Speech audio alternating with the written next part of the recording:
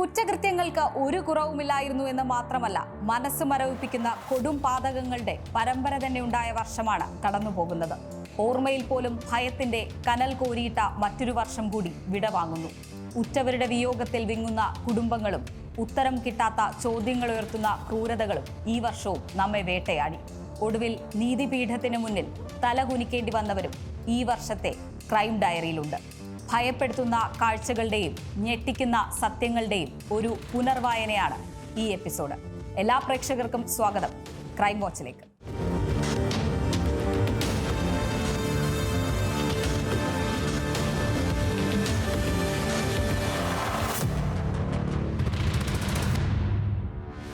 മനുഷ്യ മനസാക്ഷിയെ പോലും ഞെട്ടിച്ച, നാം എല്ലാവരും ഓർക്കാൻ പോലും ആഗ്രഹിക്കാത്ത കൊടും ക്രൂരതയുടെ നേർചിത്രമായിരുന്നു വെഞ്ഞാറമൂട് കൂട്ടക്കുരുതി.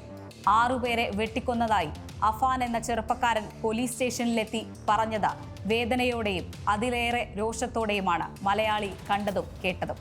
2025 അവസാനിക്കുമ്പോൾ വെഞ്ഞാറമൂട്ടിലെ ഈ നിഷ്ഠൂര കൊലയുടെ ഇരകൾ ഇന്നും തീരാവേദനയാണ്.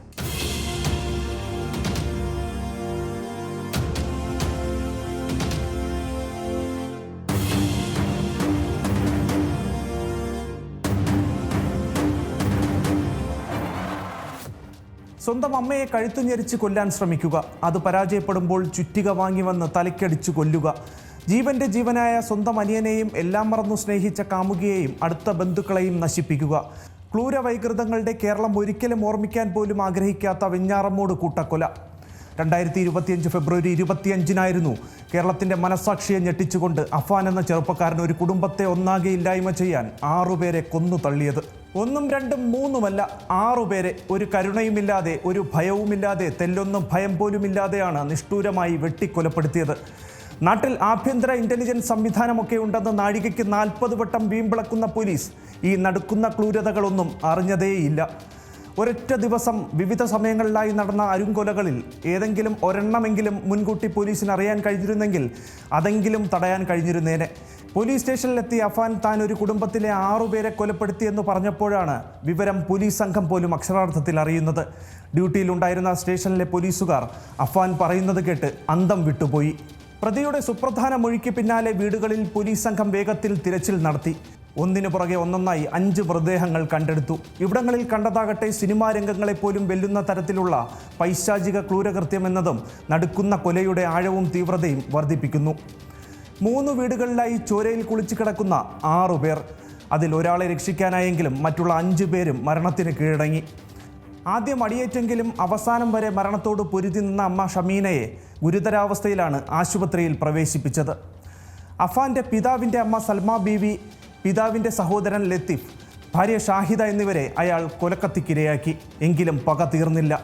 ആ ടാർഗറ്റ് പൂർത്തീകരിക്കാൻ കാമുകി ഫർസാന, സഹോദരൻ അഫ്സാൻ, ഉമ്മ ഷമീന എന്നിവരെയും അഫാൻ നോക്കി വച്ചിരുന്നു. കടബാധ്യത രൂക്ഷമായപ്പോൾ സഹായം നൽകാതിരുന്ന ബന്ധുക്കളോട് അഫാന് വൈരാഗ്യമുണ്ടായിരുന്നു. ഗൾഫിൽ കേസിൽപ്പെട്ട് നാട്ടിലേക്ക് വരാൻ പിതാവിന് കഴിയാത്ത സ്ഥിതിയായതോടെ കടബാധ്യതകൾ തീർക്കാനുള്ള ഉത്തരവാദിത്തം അഫാൻ്റേത് മാത്രമായി. പിന്നീട് കടബാധ്യത കൂടിയതോടെ ജീവിക്കാൻ കഴിയാത്ത സ്ഥിതി പോലുമായി. കടം നൽകിയവർ വീട്ടിൽ ചെന്ന് ശല്യം ചെയ്തത് നാണക്കേടുണ്ടാക്കി. പിന്നാലെയാണ് കുടുംബവുമായി ഒന്നിച്ച് ജീവനൊടുക്കാൻ അഫാൻ തീരുമാനിച്ചത്. കുടുംബത്തെ സാമ്പത്തികമായി സഹായിക്കാതിരുന്നവരെ കൊലപ്പെടുത്താൻ അഫാൻ പിന്നീട് തീരുമാനിക്കുകയായിരുന്നു എന്നുള്ളതാണ് പോലീസ് കോടതിയിൽ സമർപ്പിച്ച നിരവധി പേജുകളുള്ള കുറ്റപത്രത്തിൽ വ്യക്തമാക്കുന്നത്. പിതാവിൻ്റെ മാതാവ് സൽമ ബീവിയോട് വിവിധ സമയങ്ങളിൽ പണം ആവശ്യപ്പെട്ടെങ്കിലും നൽകിയില്ല. പണയം വയ്ക്കാൻ സ്വർണം ചോദിച്ചിട്ടും നൽകാതിരുന്നതും വൈരാഗ്യത്തിന് കാരണമായി. സ്വത്ത് നൽകാതിരുന്നതാണ് ലത്തീഫിനോടും ഭാര്യയോടുമുള്ള ദേഷ്യം. ഒറ്റപ്പെട്ടു പോകാതിരിക്കാനാണ് കാമുകിയെയും അനിയനെയും കൊന്നതും അമ്മയെ കൊലപ്പെടുത്താൻ ശ്രമിച്ചതും. ആസൂത്രിതമായ ആക്രമണം നടത്താൻ അഫാൻ മുൻകൂട്ടി തിരക്കഥ പ്ലാൻ ചെയ്തിരുന്നു എന്നുള്ളതാണ് പോലീസ് നടത്തിയ അന്വേഷണത്തിൽ കണ്ടെത്തിയത്. കൊലപാതകത്തിന് ശേഷം ജീവനൊടുക്കാൻ ശ്രമിച്ച പ്രതി എലിവിഷം കഴിച്ച ശേഷമാണ് പോലീസ് സ്റ്റേഷനിലെത്തുന്നത്. ശാരീരികാസ്വാസ്ഥ്യങ്ങൾ പ്രകടിപ്പിച്ചതിനെ തുടർന്ന് അഫാനെ ആശുപത്രിയിൽ പ്രവേശിപ്പിക്കുകയും ചെയ്തു. അഫാന്റെ കഥ ഇവിടെയൊന്നും അവസാനിക്കുന്നില്ല. തടവുകാരനായി തുടരുന്നതിനിടെ വീണ്ടും 2025 ജൂൺ 25 പൂജപ്പുര സെൻട്രൽ ജയിലിലെ UTB ബ്ലോക്കിലെ ശുചിമുറിയിലും ജീവനൊടുക്കാൻ ശ്രമിച്ചു. ഉണക്കാനിട്ടിരുന്ന ഉടുമുണ്ട് ഉപയോഗിച്ചാണ് തൂങ്ങുന്നത്. ഡ്യൂട്ടി ഉദ്യോഗസ്ഥർ ശബ്ദം കേട്ട് നോക്കിയപ്പോഴാണ് അഫാൻ ശുചിമുറിയിൽ തൂങ്ങി നിൽക്കുന്നത് കണ്ടത്. തുടർന്ന് ഗുരുതരാവസ്ഥയിൽ ആശുപത്രിയിലേക്ക് കൊണ്ടുപോയി വിദഗ്ധ ചികിത്സ നൽകുകയും ചെയ്തു. അങ്ങനെ അയാൾ പൂജപ്പുര ജയിലിൽ വിചാരണ തടവുകാരനായി തുടരുകയാണ്. നൊന്തുപെറ്റ അമ്മയോടും കുടപ്പുറപ്പായ അനുജനോടും ജീവന്റെ ജീവനായി സ്നേഹിച്ചിരുന്ന കാമുകിയോടും മറ്റു കുടുംബാംഗങ്ങളോടും അഫാൻ കാണിച്ച ക്രൂരതയ്ക്ക് മാപ്പില്ല. എണ്ണിയാലൊടുങ്ങാത്ത പകയും വിദ്വേഷവും മനസ്സിൽ കൊണ്ട് നടക്കുന്ന അഫാൻ കൊടും ക്രിമിനൽ തന്നെ.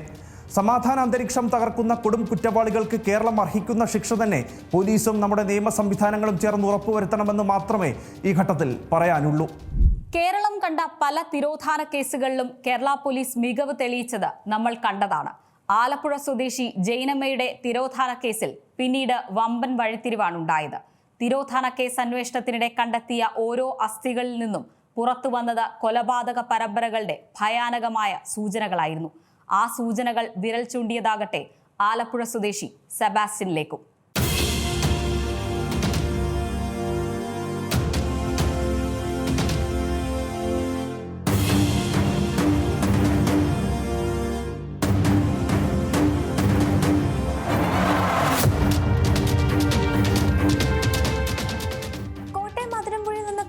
ജൈനമ്മ എന്ന സ്ത്രീയെ തേടി നടത്തിയ അന്വേഷണം പോലീസിനെയും കേരളത്തെയും അക്ഷരാർത്ഥത്തിൽ ഞെട്ടിച്ചു. തിരോധാന കേസ് തുറന്നു കാട്ടിയത് സെബാസ്റ്റ്യൻ CM എന്ന അതിക്രൂരനായൊരു സീരിയൽ കില്ലറിനെയായിരുന്നു. 68 വയസ്സുള്ള ആലപ്പുഴ പള്ളിപ്പുറം സ്വദേശിയായ സെബാസ്റ്റ്യന്റെ പങ്ക് ഇതുവരെ എത്തി നിൽക്കുന്നത് 3 സ്ത്രീകളുടെ തിരോധാന കേസുകളിലാണ്. ജൈനമ്മ, ബിന്ദു പത്മനാഭൻ, ഐഷ.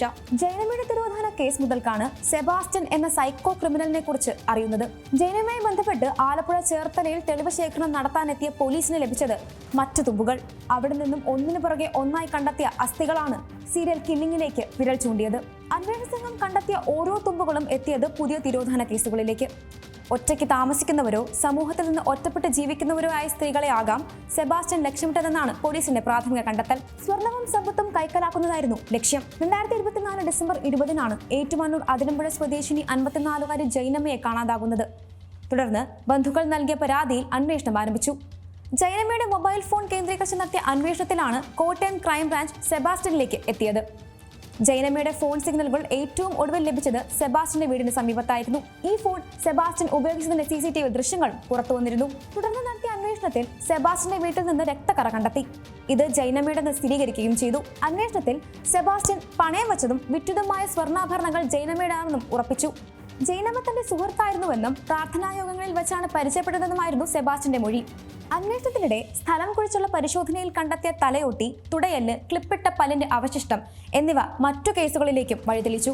2017-ലാണ് ചേർത്തല കടകരപ്പള്ളി സ്വദേശി ബിന്ദു പത്മനാഭനെ കാണാനില്ലെന്ന് സഹോദരൻ പരാതി നൽകിയത്. എന്നാൽ 2006 മുതൽ തന്നെ ബിന്ദുവിനെ കാണാനില്ലെന്നാണ് ക്രൈംബ്രാഞ്ചിന്റെ അന്വേഷണത്തിൽ കണ്ടെത്തിയത്.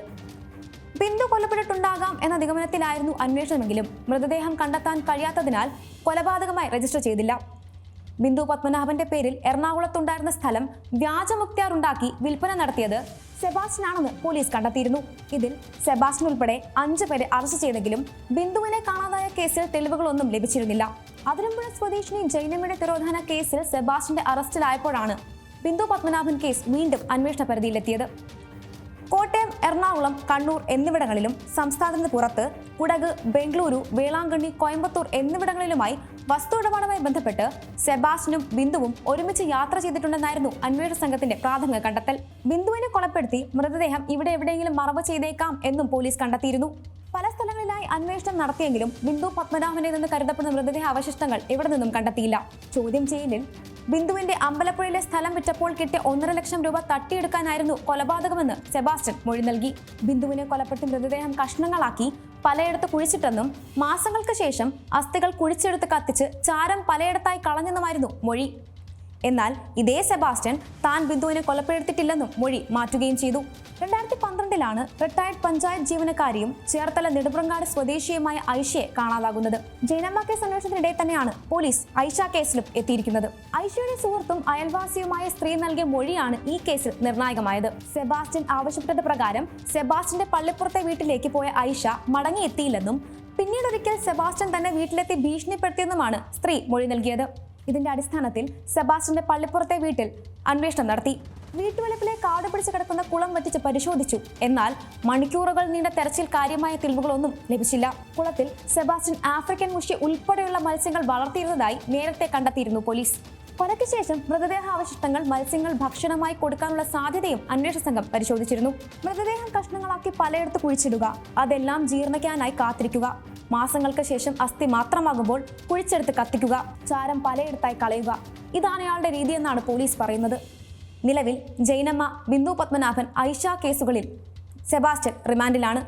എന്നാൽ പ്രതി സെബാസ്റ്റ്യന്റെ മൊഴികളിലെ വൈരുദ്ധ്യവും കൃത്യമായി തെളിവ് ശേഖരിക്കാൻ കഴിയാത്തതും പോലീസിന് വെല്ലുവിളിയാവുന്നതിനാൽ 2024 ഡിസംബറിൽ തുടങ്ങിയ കേസന്വേഷണം ഇപ്പോഴും തുടരുകയാണ്. ഒരു സ്ത്രീയെ കൊലപ്പെടുത്തി ആ കേസിന്റെ വിചാരണ തുടങ്ങാനിരിക്കെ തന്നെ പുറത്തിറങ്ങി അതേ സ്ത്രീയുടെ ഭർത്താവിനെയും അമ്മയെയും കൊലപ്പെടുത്തുക. അന്ധവിശ്വാസവും സംശയരോഗവും അതിന്റെ തീവ്രതയിലേക്ക് എത്തിയാൽ എന്തൊക്കെയാണ് സംഭവിക്കാനിടയുള്ളത് എന്നതിന്റെ ഉദാഹരണമായിരുന്നു ചെന്താമര. 2 പെൺകുട്ടികളുടെ എല്ലാമായിരുന്ന 3 പേരെയാണ് ചെന്താമര കൊന്നുതള്ളിയത്.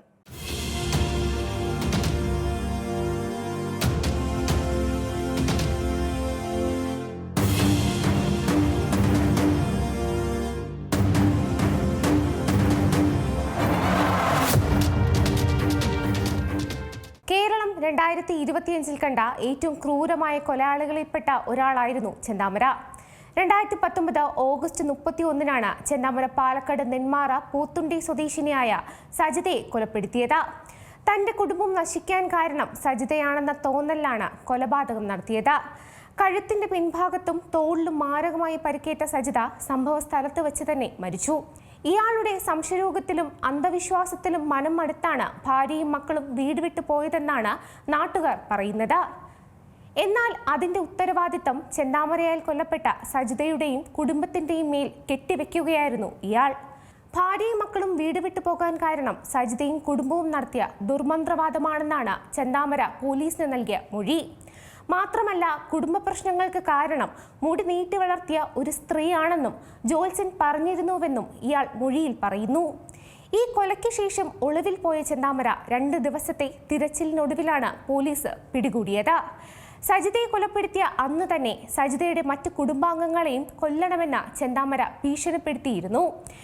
എന്നാൽ അറസ്റ്റിലായി ജാമ്യത്തിലിറങ്ങിയ ചെന്താമര വീണ്ടും ക്രൂരകൃത്യം ചെയ്യുമെന്ന് ആരും കരുതിയില്ല. 2025 ജനുവരി 27 ചെന്താമരയുടെ 2ാമത്തെ കുറ്റകൃത്യം നടക്കുന്നത്. പക തീരാത്ത ചെന്താമര സജിതയുടെ ഭർത്താവ് സുധാകരനെയും അമ്മ ലക്ഷ്മിയെയും കൊലപ്പെടുത്തി. സ്വന്തം കുടുംബത്തെ നശിപ്പിച്ച സജിതയുടെ കുടുംബം സന്തോഷത്തോടെ ജീവിക്കരുത്. ഈ തോന്നലാണ് ഇരട്ട കൊലപാതകത്തിലേക്ക് നയിച്ചത്. കൃത്യമായ ആസൂത്രണത്തോടെയാണ് ഇയാൾ സുധാകരനെയും ലക്ഷ്മിയെയും കൊലപ്പെടുത്തിയത്. സുധാകരൻ സംഭവ സ്ഥലത്ത് വെച്ച് തന്നെ മരണപ്പെടുകയും അമ്മ ലക്ഷ്മി ആശുപത്രിയിൽ വെച്ച് മരിക്കുകയും ചെയ്തു. കൊലപാതക ശേഷം ഇയാൾ പൂത്തുണ്ടി നെല്ലിയാമ്പതി മേഖലയിലെ കാട്ടിലേക്ക് രക്ഷപ്പെടുകയായിരുന്നു. 36 മണിക്കൂറിലേറെ നീണ്ട തിരച്ചിലിനൊടുവിൽ അതിനാടകീയമായാണ് ചെന്താമര പോലീസിന്റെ പിടിയിലാകുന്നത്. മലമുകളിൽ ഒളിവിൽ കഴിഞ്ഞിരുന്ന പ്രതി വിശപ്പ് സഹിക്കാനാവാതെ മലയിറങ്ങി വീട്ടിലേക്ക് വരുന്നതിനിടെയാണ് പിടിയിലാകുന്നത്. നെന്മാറയിലെ ഇരട്ടക്കൊലപാതക കേസിൽ അറസ്റ്റിലായിരിക്കെയാണ് സജിത കൊലക്കേസിലെ ശിക്ഷാവിധി പുറത്തുവന്നത്. സജിത കൊലക്കേസിൽ ചെന്താമരയ്ക്ക് കോടതി ഇരട്ട ജീവപര്യന്തം ശിക്ഷ വിധിച്ചു. 2ാമത് നടത്തിയ ഇരട്ടക്കൊലപാതകത്തിൽ ചെന്താമരയ്ക്കെതിരെ പോലീസ് കുറ്റപത്രം സമർപ്പിച്ചിട്ടുണ്ട്. കൊല നടത്തിയ സമയത്തോ സജിത കേസിൽ ശിക്ഷ വിധിച്ചപ്പോഴോ ചെന്താമരയുടെ മുഖത്ത് കുറ്റബോധത്തിന്റെ ഒരംശം പോലും ഉണ്ടായിരുന്നില്ല. തൂക്കുകയർ ഉൾപ്പെടെ ഒരു ശിക്ഷാവിധിയെയും താൻ ഭയക്കുന്നില്ലെന്ന് ചെന്താമര മാധ്യമങ്ങളോട് പ്രതികരിച്ചിരുന്നു. ചെന്താമര സ്ഥിരം കുറ്റവാസനയുള്ള ആളാണ്. നല്ലവനാകുമെന്ന പ്രതീക്ഷയില്ലെന്നും കോടതി തന്നെ ഇയാളെ വിശേഷിപ്പിച്ചു. അപൂർവങ്ങളിൽ അപൂർവമായ കേസല്ലെന്ന് കോടതി പറഞ്ഞെങ്കിലും ചെന്താമര നാടിനൊരു പേടി സ്വപ്നം തന്നെയാണ്. ഇനിയും ചിലരെ കൂടി ലക്ഷ്യമിട്ടിട്ടുണ്ടെന്ന ചെന്താമരയുടെ ഭീഷണി അവരെ ഭയപ്പെടുത്തുന്നുണ്ട്. ഇരട്ട കൊലപാതക കേസിൽ വധശിക്ഷ കിട്ടുമെന്ന പ്രതീക്ഷയിലാണ് സുധാകരന്റെയും സജിതയുടെയും 2 പെൺമക്കളും ബന്ധുക്കളും. സാധാരണ ജനങ്ങളുടെ അഭയ കേന്ദ്രങ്ങളാണ് പോലീസ് സ്റ്റേഷനുകൾ, നീതിയും ന്യായവും നടപ്പാക്കേണ്ട ഇടം. എന്നാൽ സമീപകാലത്ത് അതിൽ നിന്നും വിരുദ്ധമായ ചില സംഭവ വികാസങ്ങൾ പുറം ലോകത്തേക്ക് വരുന്നുണ്ട്. ജനമൈത്രി പോലീസ് എന്ന് സേനയെ നയിക്കുന്നവരും സർക്കാരും ആവർത്തിച്ചു പറയുമ്പോഴും തൃശൂർ കുന്നംകുളത്തെ സുജിത്തും പിന്നാലെ എറണാകുളത്തെ ഷൈമോളും പോലീസ് സ്റ്റേഷനുകളിൽ ക്രൂരമായ മർദ്ദനത്തിനാണ് ഇരയാകേണ്ടി വന്നത്.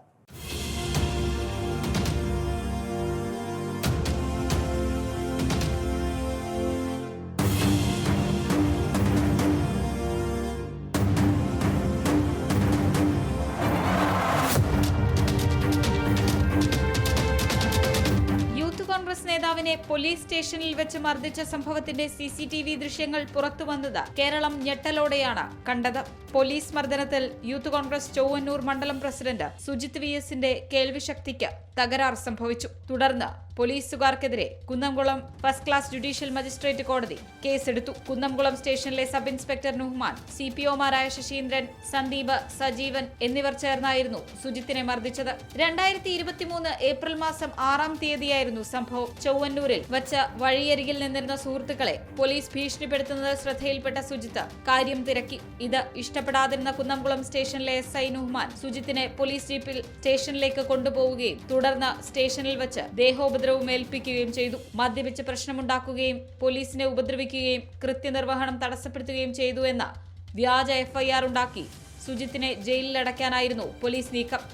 എന്നാൽ വൈദ്യപരിശോധനയിൽ സുജിത്ത് മദ്യപിച്ചിട്ടില്ല എന്ന് മനസ്സിലാക്കിയ ചാവക്കാട് മജിസ്ട്രേറ്റ് കോടതി സുജിത്തിന് ജാമ്യം അനുവദിച്ചു. തുടർന്ന് കോടതിയുടെ നിർദ്ദേശാനുസരണം വൈദ്യപരിശോധനയിൽ പോലീസ് ആക്രമണത്തിൽ സുജിത്തിന്റെ ചെവിക്ക് കേൾവി തകരാർ സംഭവിച്ചു എന്ന് അറിയാൻ കഴിഞ്ഞു. തുടർന്ന് സുജിത്ത് മുതിർന്ന പോലീസ് ഉദ്യോഗസ്ഥർക്കും മനുഷ്യാവകാശ കമ്മീഷനും പരാതി നൽകി. ഉന്നത പോലീസ് ഉദ്യോഗസ്ഥരുടെ അന്വേഷണത്തിൽ സുജിത്തിനെ 5 പോലീസുകാർ ചേർന്ന് മർദ്ദിക്കുന്ന CCTV ദൃശ്യങ്ങളും പുറത്തുവന്നു. പോലീസിനെതിരെ സുജിത്ത് നടത്തിയ ധീരമായ നിയമ പോരാട്ടങ്ങൾക്കൊടുവിലാണ് പോലീസുകാർക്കെതിരെ കേസ് രജിസ്റ്റർ ചെയ്യുന്നതിന് Kunnamkulam 1-ാം class judicial magistrate L Jayant ഉത്തരവിട്ടത്. സസ്പെൻഡ് ചെയ്യാൻ ശുപാർശ കേട്ടതായിട്ട് ശ്രദ്ധയിൽപ്പെട്ടു. അതിൽ ഒട്ടും ഞങ്ങൾ സംതൃപ്തനല്ല. കാരണം സസ്പെൻഷൻ അല്ല നമ്മുടെ ആവശ്യം. പോലീസുകാർ തന്നെ പ്രതികളായതിനാൽ കോടതിയുടെ നേരിട്ടുള്ള നിയന്ത്രണത്തിലായി തുടർ നടപടികൾ. സുജിത്ത് നൽകിയ വിവരാവകാശ അപേക്ഷയുടെ അടിസ്ഥാനത്തിലാണ് പോലീസ് സ്റ്റേഷനിലെ CCTV ദൃശ്യങ്ങൾ പുറത്തുവന്നത്.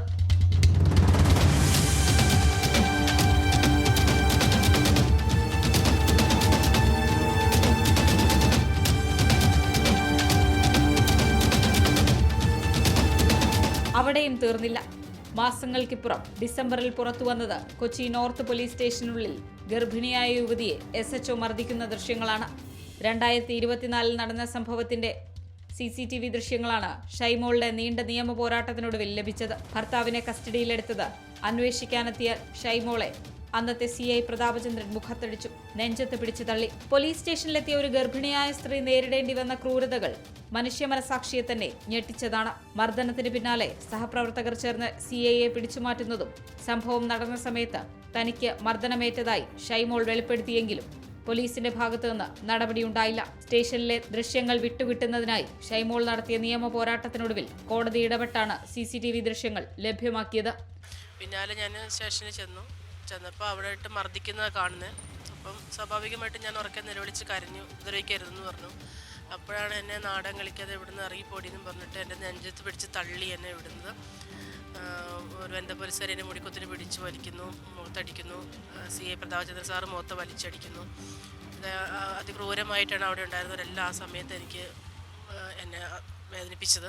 കേസിൽ മജിസ്ട്രേറ്റ് തല അന്വേഷണം വേണമെന്നാണ് ഷൈമോളുടെ ആവശ്യം. ഇതാദ്യമായല്ല പ്രതാപചന്ദ്രനെതിരെ ഒരു പരാതി വരുന്നത്. മുൻപ് ഒരു ഡെലിവറി ബോയിയെ മർദ്ദിച്ച സംഭവത്തിലും പ്രതാപചന്ദ്രനെതിരെ ആരോപണം ഉയർന്നിരുന്നു. യൂണിഫോം ഇട്ടവരുടെ ഗുണ്ടായിസത്തിനെതിരെയും കള്ളക്കേസുകൾക്കെതിരെയും പതറാതെ പൊരുതിയ സുജിത്തും ഷൈമോളും നീതി തേടുന്നവർക്ക് ആശ്വാസവും പ്രതീക്ഷയുമാണ്. വിവിധ ബ്യൂറോകൾക്കൊപ്പം news desk C Malayalam news. Soumya വധക്കേസ് പ്രതി ഗോവിന്ദച്ചാമിയുടെ ജയിൽ ചാട്ടം ഭയത്തോടെയാണ് കേരളക്കര കേട്ടത്. മണിക്കൂറുകൾ നീണ്ട തെരച്ചിൽ, നാട്ടുകാരിൽ ചിലരുടെ മൊഴി നിർണായകമായി. ഒടുവിൽ കണ്ണൂർ തളാപ്പിലെ ആളൊഴിഞ്ഞ കെട്ടിടത്തിലെ കിണറ്റിൽ നിന്നാണ് അതിസാഹസികമായി അന്ന് ഗോവിന്ദച്ചാമിയെ പോലീസ് പിടികൂടിയത്.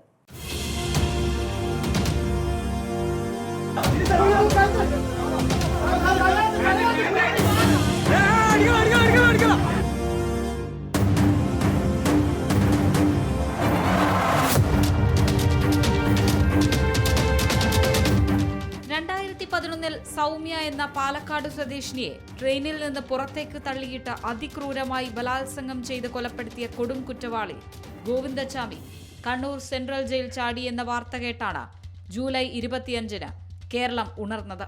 പുലർച്ചെ 1:15-ഓടെയാണ് ഗോവിന്ദച്ചാമി ജയിൽ ചാടിയതെന്നായിരുന്നു ആദ്യം പുറത്തുവന്ന വിവരം. എന്നാൽ 4:15-ന് ശേഷമാണ് ഇയാൾ ജയിൽ ചാടിയതെന്ന് പിന്നീട് പോലീസ് സ്ഥിരീകരിച്ചു. തുടർന്ന് കണ്ണൂർ നഗരത്തിലും കോഴിക്കോട്, കാസർഗോഡ് ജില്ലകളിലേക്കും സംസ്ഥാനത്തിന് പുറത്തേക്കും ഗോവിന്ദച്ചാമിയെ കണ്ടെത്തുന്നതിനായി വ്യാപക തെരച്ചിൽ. ഇതിനിടയിൽ ഗോവിന്ദച്ചാമിയെ കണ്ടെന്ന നാട്ടുകാരിൽ ചിലരുടെ പ്രതികരണമാണ് നിർണായകമായതും തെരച്ചിലിന്റെ ഗതി തിരിച്ചതും. ചായ കുടിച്ചിട്ട് ഇറങ്ങുമ്പോൾ ഒരു സുഹൃത്ത് എന്നോട് പറഞ്ഞ് ഒരു സംശയമുണ്ട് അത് ഗോവിന്ദച്ചാമിയാണെന്ന്. ഞാൻ പറഞ്ഞ വണ്ടി സ്റ്റാർട്ടാക്കി ഞങ്ങൾ രണ്ടുപേരും ഇങ്ങോട്ടേ വന്നു. പിന്നെ നമ്മുടെ ഇതിന്റെ കോംപ്ലക്സിന്റെ മുമ്പിലെത്തിയപ്പോൾ ഇയാൾ ഒരു ഇടയിലേക്ക് കയറിപ്പോയി. അപ്പം ഞാൻ അതിനിടയിൽ തന്നെ ചോദിച്ചു കോനാരേക്കും പോയി. അത് ചങ്ങായി ഇത് കേട്ട പാടിന് ഹിന്ദിയിൽ എന്തോ പറഞ്ഞിട്ട് ഇടയിലേക്ക് പോയി പിന്നെ മധുരം ചാടിപ്പിക്കും. ഓട്ടോ ഡ്രൈവർമാരും വിളിച്ചു പറയുന്നത് ഗോവിന്ദസ്വാമി അങ്ങനെ വ്യക്തമായിട്ട് പറയാൻ കഴിയും. മറ്റേ കേസിൽ പ്രതിയായിരുന്നു സൗമ്യ കേസിൽ അന്നേരം കണ്ട് ഓർമ്മയുണ്ട്. ഇയാളെ വലത് കൈയില്ല എന്നുള്ള കൈ ഇങ്ങനെ ഇതാകില്ല, കൈ ഒളിപ്പിച്ചു വെച്ചിരിക്കുകയാണ്. എവിടുന്ന് ആദ്യം കണ്ടത്? അങ്ങനെ ഓടി വരുന്നത്. അപ്പൊ എന്താ വസ്ത്രം എന്തായിരുന്നു? പാന്റും കറുത്ത വസ്ത്രം. ഒരു കാപ്പി കവറുണ്ട് കയ്യിൽ. ഒരു വെള്ള കള്ളി കള്ളി ഒരു കള്ളി ഒരു വെള്ളച്ചേരി കള്ളിയാണോ? അല്ല, ഓട്ടോ ഡ്രൈവർ അറിയിച്ചുകൊണ്ട് നമ്മളെ നമുക്കൊന്നും ചെയ്യാൻ കിട്ടിയ അവസ്ഥയായിരുന്നു. മൊഴികൾ സ്ഥിരീകരിക്കുന്ന CCTV ദൃശ്യങ്ങൾ കൂടി ലഭിച്ചതോടെ ഡോഗ് സ്ക്വാഡും പോലീസും നാട്ടുകാരും കണ്ണൂർ തളാപ്പിലെ DCC ഓഫീസിന് സമീപത്തെ കാട് മൂടിയ പ്രദേശത്ത് തെരച്ചിൽ ഊർജിതമാക്കി. തെരച്ചിലിനിടയിൽ ഒരാളെ കാണുകയും അയാൾ ഓടുകയും ചെയ്തു. പിന്നാലെ നാട്ടുകാരും പോലീസും ഓടി. പോലീസിനെയും നാട്ടുകാരെയും കണ്ട ഗോവിന്ദച്ചാമി സമീപത്തെ ഓഫീസിന്റെ പഴയ കെട്ടിടത്തിലെ കിണറിൽ ഒളിച്ചു. അതിസാഹസികമായാണ് ഗോവിന്ദച്ചാമിയെ പിടികൂടിയത്.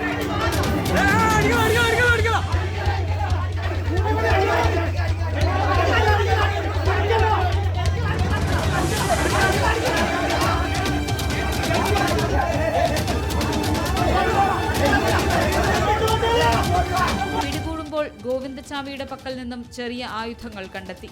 കൊടും കുറ്റവാളിയെ പിടിച്ചതിൽ ആശ്വാസമെന്നും പിടികൂടിയവർക്ക് നന്ദിയെന്നും കൊല്ലപ്പെട്ട സൗമ്യയുടെ അമ്മ അന്ന് പ്രതികരിച്ചു. വലിയൊരു സന്തോഷമുള്ള ഒരു കാര്യമാണ്, മനുഷ്യന് ഒരു ആശ്വാസമുള്ള കാര്യമാണ്. കാരണം ഇവനെ പോലുള്ള ഓരോരുത്തർ ജയിലിൽ ചാടിയെടുത്ത ഒരു അവസ്ഥ എന്താണ്? അപ്പൊ ഇവനെ ജയിലിൽ ചാടിയിട്ടുണ്ടെങ്കിൽ ഓരോ പെൺകുട്ടികളുടെയും ജീവിതം ഓർത്തിട്ട് ഞാൻ എത്ര നേരം തിന്നാണ്. ഇവൻ ജയിലിൽ ചാടി കഴിഞ്ഞാൽ എത്ര പെൺകുട്ടികളുടെ ജീവിതം നശിക്കും, എത്ര പെൺകുട്ടികൾ എന്ത് ചെയ്യുന്നുള്ളത്.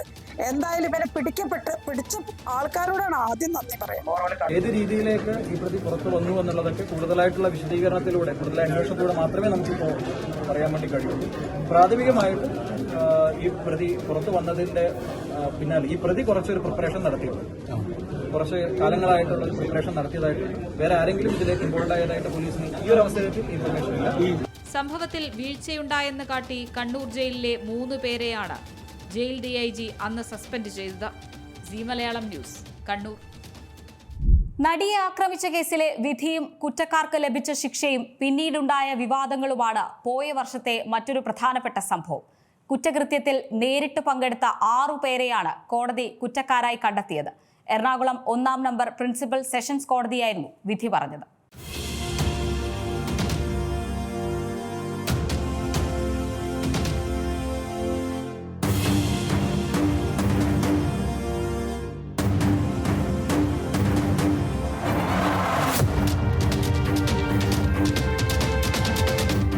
ലോകത്തെ ആകെ ഞെട്ടിച്ച നടിയെ ആക്രമിച്ച കേസിലെ വിധി 2025-ലാണ് പ്രസ്താവിച്ചത്.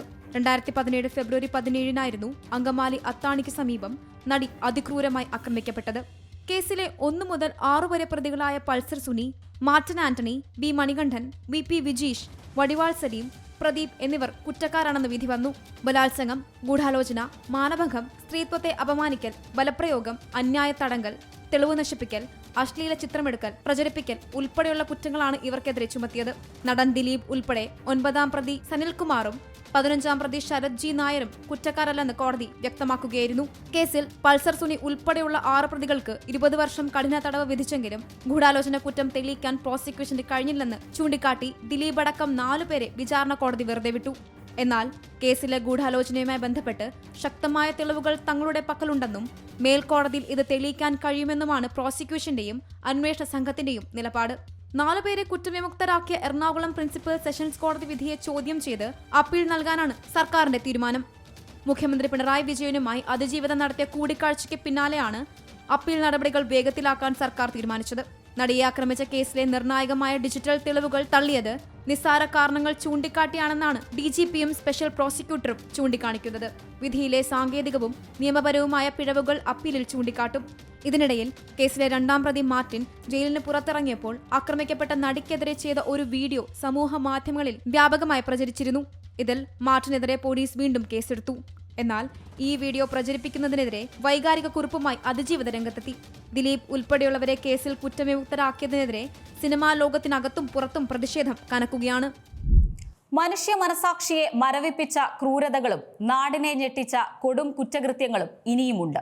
നിയമവ്യവസ്ഥയ്ക്ക് വലിയ വെല്ലുവിളി ഉയർത്തിയ അക്രമങ്ങളും സ്ത്രീ സുരക്ഷയെ മുൻനിർത്തിയുള്ള വലിയ പോരാട്ടങ്ങളും നാം കണ്ടു. മനുഷ്യരിലെ ക്രൂരത ചർച്ചയായ 2025 മറ്റ് ചില പ്രധാന കുറ്റകൃത്യങ്ങൾ കൂടി നമുക്കൊന്ന് പരിശോധിക്കാം. ആധുനിക സമൂഹത്തിൽ പോലും സ്ത്രീകൾ മരിക്കേണ്ടി വരുന്ന അവസ്ഥ. ഈ വർഷം സ്ത്രീധനത്തിന്റെയും ക്രൂരമായ മർദ്ദനത്തിന്റെയും ബാഹ്യ സൗന്ദര്യത്തിന്റെയും പേരിൽ പീഡനം അനുഭവിച്ച് ജീവിതം അവസാനിപ്പിച്ചവരും നിരവധിയാണ്. സങ്കല്പത്തിനനുസരിച്ച് സൗന്ദര്യമില്ലാത്തതിന്റെ പേരിൽ മലപ്പുറത്ത് ഭർത്തൃവീട്ടിൽ മരിച്ച വിഷ്ണുജ. ഭർത്തൃകുടുംബത്തിൽ നേരിട്ട പീഡനത്തെ തുടർന്ന് 1.5 വയസ്സുള്ള മകളുമായി ഷാർജയിൽ ജീവനൊടുക്കിയ വിപഞ്ചിക മരണപ്പെട്ട് ദിവസങ്ങൾക്കുള്ളിൽ ഭർത്താവിന്റെ പീഡനത്തെ തുടർന്ന് ജീവൻ അവസാനിപ്പിച്ച കൊല്ലം സ്വദേശി അതുല്യ. തൃശൂർ വരന്തരപ്പള്ളിയിൽ ഭർത്തൃവീട്ടിൽ മരിച്ച നിലയിൽ കണ്ടെത്തിയ അർച്ചന. അങ്ങനെ നീളുന്നു നമുക്ക് നഷ്ടപ്പെട്ട പെൺജീവനുകളുടെ പട്ടിക. സ്ത്രീകൾ ചെയ്യുന്ന പീഡനങ്ങൾക്ക് പുറമെ അവർ ചെയ്യുന്ന കൊടും ക്രൂരതകളുടെ കഥകളും കേരളത്തിലുണ്ട്. അത്തരത്തിൽ മലയാളികൾക്ക് ഇന്നും നോവായി നിൽക്കുന്ന ഒന്നാണ് 2.5 വയസ്സുകാരി ദേവേന്ദുവിന്റെ കൊലപാതകം. അമ്മ ശ്രീധുവിന്റെ ഗൂഢാലോചനയുടെ ഭാഗമായി സഹോദരൻ ഹരികുമാർ കുഞ്ഞിനെ ജീവനോടെ കിണറ്റിലെറിഞ്ഞ് കൊന്ന സംഭവം ഇന്നും നമ്മൾ മറന്നിട്ടില്ല. പീഡനം സഹിക്കവയ്യാതെ മരണത്തിന് കീഴടങ്ങുന്ന വാർത്തകളെ പോലെ തന്നെ ഭയാനകമാണ് ക്രൂരമായ മർദ്ദനത്തിനിരയായി കൊല്ലപ്പെടുന്നത്. പാലക്കാട് അട്ടപ്പാടിയിൽ മോഷണക്കുറ്റം ആരോപിച്ച് മധു എന്ന ആദിവാസി യുവാവിനെ അടിച്ചു കൊന്നതിന്റെ മുറിവുകൾ മലയാളികളിൽ നിന്നും മാറുന്നതിന് മുൻപാണ് പാലക്കാട് തന്നെ വീണ്ടും ആൾക്കൂട്ട കൊലപാതകം ഉണ്ടായത്. ജോലി തേടിയെത്തിയ ഛത്തീസ്ഗഡ് സ്വദേശി രാംനാരായണനെ ആൾക്കൂട്ടം തല്ലിക്കൊന്നു. കോഴിക്കോട് താമരശ്ശേരിയിലെ മുഹമ്മദ് ഷഹബാസിന്റെ കൊലപാതകവും വ്യത്യസ്തമല്ല. ട്യൂഷൻ സെന്ററിലുണ്ടായ തർക്കത്തെ തുടർന്നാണ് സഹപാഠികളുടെ മർദ്ദനത്തിനിരയായി 10ാം ക്ലാസ്സുകാരൻ കൊല്ലപ്പെട്ടത്. സഹപാഠിയുടെ ചേതനം പറ്റ ശരീരം കണ്ട് വിങ്ങിപ്പൊട്ടിയ സുഹൃത്തുക്കളുടെ മുഖം ഇന്നും പലരിലും മായാതെ നിൽക്കുന്നുണ്ട്. അത്തരത്തിൽ കേരള മനസാക്ഷിക്കേറ്റ ക്രൂരതകൾ അനവധിയാണ്. ജീവനടക്കുന്ന ക്രൂരതകൾ ഇനിയും ഉണ്ടാകില്ലെന്ന് വിശ്വസിക്കാം. അതിരുകളില്ലാത്ത ക്രൂരതകളും ആർക്കും പിടികൊടുക്കാത്ത ചതിയുടെ വലിയ അടവുകളും കണ്ടാണ് 2025 വിടവാങ്ങുന്നത്. മൂടിവെക്കാൻ ശ്രമിച്ച സത്യങ്ങൾ വെളിച്ചത്ത് വരുമ്പോഴും ചില നിഗൂഢതകൾ ഇന്നും ഉത്തരമില്ലാതെ അവശേഷിക്കുന്നുണ്ട്. ഇരുട്ടിന്റെ മറപറ്റി നടക്കുന്നവർക്ക് നേരെ നിയമം പടവാളായി മാറിയ ഒരു വർഷം കൂടിയാണിത്. പകയുടെയും പ്രതികാരത്തിന്റെയും കഥകൾക്ക് ഇവിടെ അറുതിയാകട്ടെ. വരും പുലരികൾ ചോരക്കറയില്ലാത്ത സമാധാനത്തിൻ്റെതാകട്ടെ. നല്ല വാർത്തകൾക്ക് നമുക്ക് കാത്തിരിക്കാം. ഏറ്റവും പുതിയ വാർത്തകളും വിശേഷങ്ങളും വിരൽ തുമ്പിലറിയാൻ സീ മലയാളം ന്യൂസ് എല്ലാ ഡിജിറ്റൽ പ്ലാറ്റ്ഫോമുകളിലും ലഭ്യം.